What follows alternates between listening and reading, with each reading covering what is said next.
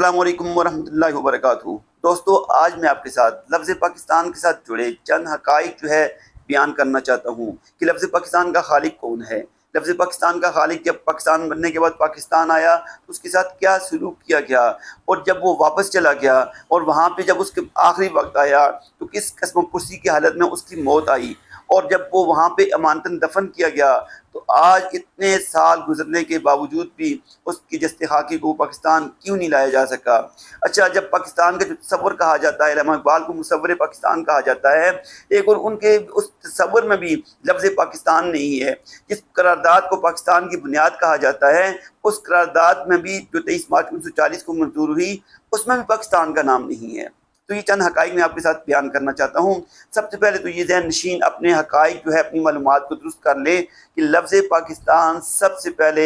چودھری رحمت علی نے 1933 میں یہ لفظ استعمال کیا۔ انہوں نے ایک پمفلٹ شائع کیا جس میں شروع میں لکھا تھا نو اور نیور، ابھی نہیں تو کبھی نہیں۔ اس میں انہوں نے یہ تصور پیش کیا تھا لفظ پاکستان، اس میں پاکستان اس میں آئی نہیں تھا، یعنی نو اور نیور سے وہ پیراگراف میں آپ کے سامنے پیش کرتا ہوں جس میں انہوں نے پاکستان کا لفظ استعمال کیا۔ سب سے پہلے Our 30 million Muslim brethren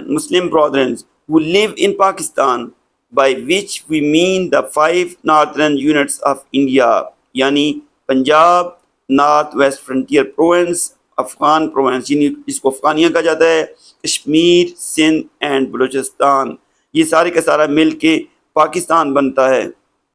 اچھا، جب انہوں نے یہ تصور پیش کیا اس کے بعد یہ 1933 کی بات ہے۔ پھر اس میں انہوں نے اس کے علاوہ بھی ان کا ایک تصور یہ بھی تھا کہ انہوں نے 3 اسلامی ممالک کا تصور پیش کیا تھا ہندوستان میں، جس طرح فار ایگزامپل بنگال کی انہوں نے بنگالستان کا لفظ استعمال کیا تھا، اور دکن کی جو ریاست تھی اس کے لیے عثمانستان کا لفظ استعمال کیا تھا۔ اس طرح کچھ اور مسلم علاقے جو تھے ان کے لیے بھی الگ انہوں نے 3 اسلامی ممالک کا تصور بھی پیش کیا تھا۔ اچھا، علامہ اقبال نے بھی جو تصور پیش کیا اسلامی ریاست کا، وہ شمال مغربی سرحدی علاقے تھے، شمال مغربی علاقہ تھا اور مشرقی علاقے تھے، لیکن اس میں لفظ پاکستان کہیں بھی نہیں تھا۔ پھر 23 مارچ 1940 کو جو قرارداد منظور ہوئی، اس قرارداد میں بھی اس کو کہا گیا تھا قرارداد لاہور، ٹھیک ہے، اس میں جو لفظ تھا قرارداد لاہور کا تھا، تصور یہی اسلامک اسٹیٹ کا تھا، لیکن اس میں قرارداد لاہور تھا، قرارداد پاکستان نہیں تھا۔ ہوا یہ کہ پاکستان جب قرارداد منظور ہوئی اس کے بعد ہندو اخبارات نے جب اس کو رپورٹ کیا تو انہوں نے اس کو بجائے قرارداد لاہور لکھنے کے قرارداد پاکستان لکھنا شروع کر دیا۔ اور تاریخ میں ایسی بھی چیزیں آتی ہیں، یہ باتیں ملتی ہیں، علامہ اقبال کے حوالے سے قائد اعظم کے حوالے سے یہ بات کوٹ کی گئی ہے کہ قائد اعظم نے کہا تھا کہ یہ لفظ جو پاکستان ہے یہ ہندو پریس نے ہمارے اوپر مسلط کیا ہے، لیکن چونکہ یہ لفظ بالکل موضوع ہے لہذا ہم اسی کو مختصر ہے لہذا ہم اس کو ایڈاپٹ کر لیتے ہیں۔ پھر اس کے بعد یہ لفظ تحریک پاکستان میں شامل کیا جانے لگا، اور خاص کر جو پاکستان کے لیے جو نئی اسلامی ریاست کے لیے اس لفظ کو بطور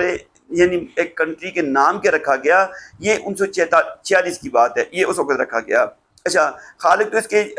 تھے چودھری رحمت علی، لیکن یہی چودھری رحمت علی جب پاکستان بننے کے بعد پاکستان آئے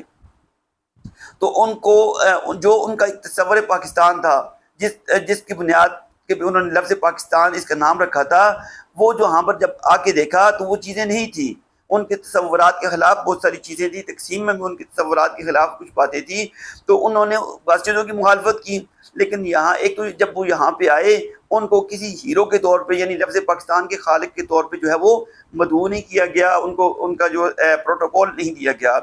حتیٰ کہ یہ ہوا کہ ان کے ساتھ ایک تاریخ کا اندوناک باب ہے کہ ان کے ساتھ ایسا ناروا سلوک کیا گیا کہ ان کا سامان بھی ضبط کر دیا گیا، اور پھر جب وہاں سے وہ بے سر و سامانی کی حالت میں واپس گئے تو وہاں پہ بیرون ملک کافی عرصہ وہ رہے کیمبرج میں، پھر بیمار ہو گئے، اور بیماری کی حالت وہ آخری عمر ان کی بڑی قسم پرسی میں گزری۔ اور یہ